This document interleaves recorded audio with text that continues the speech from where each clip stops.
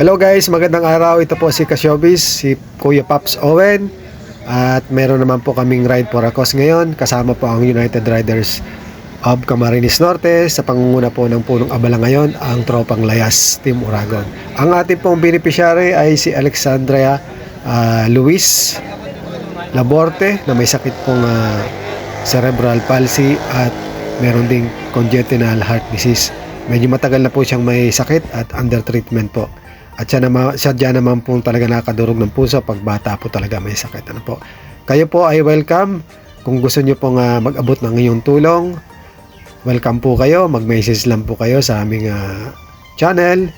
At patuloy po kaming maghahatid po ng tulong sa mga nangangailangan po sa pangunguna po at collaboration po ng mga ka-riders natin na magigiting sa pagtulong hanggang ngayon.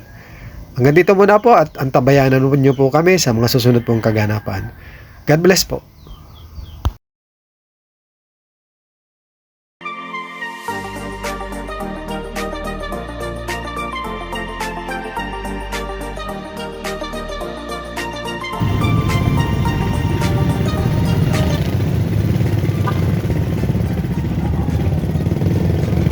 A few moments later. Guys, andito na po tayo sa venue sa Barangay Kamambugan, Daet, Camarines Norte. Ang programa pong Ride for a Cause for today ay sa pangunguna po ng Tropang Layas, Team Uragon ng Daet Motorcycle Association, sa pangunguna ng United Riders of Camarines Norte by President Pres Jude. Ano po, sila po yung punong abala ngayon. Ang ating pong beneficiary ay si Alexandra Luisa Laborte na may sakit pong cerebral palsy at congenital heart disease. Nakakaawa po yung batang yan at medyo matagal na rin po may karamdaman. Under treatment po, ayan po siya. Ayan.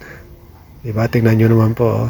Talaga, nakakadurog po ng puso pag inyong tinignan. Iba talaga pag bata ang may sakit. Ano po. Sa mga gusto pong tumulong, welcome po kayo sa amin. Ano po. Tinawag po namin kayo kasi gusto namin kayong i-invite sa darating na July. So, sa July po is 8 years na ng United Riders of Camarines Norte Alliance. July? July 14 na ako isi-celebrate. So, paghahandaan po namin ito kasi mismong alliance po ang magpapacharity. Tsaka, ang plan po kasi namin is magkakaroon tayo ng motorcade and then konting sal-sal. Ito na po yung awarding po ng Certificate of Appreciation po or recognition sa mga nakiisa pong mga riders sa buong Camarines Norte po. Kasama na po yung isang motorcycle association sa Batangas po ay nakiisa rin po. At kasama rin po ang inyong lingkod sa tumanggap po ng recognition. Tayo po nagpapasalamat sa kanila. So, this is our third time na mapasama po sa Ride for a Cause. At tayo po ay patuloy na makikisa po sa kanila. Ito po si Kuya Pops ng Showbiz Mania.